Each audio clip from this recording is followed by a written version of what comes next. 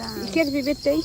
No. Andrés va a venir a vivir acá a la isla de los monos Maquisapa. ¿Dónde estás?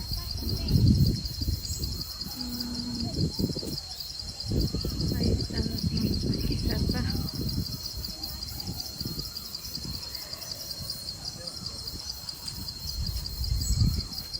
Y aquí está el agua. Están en medio de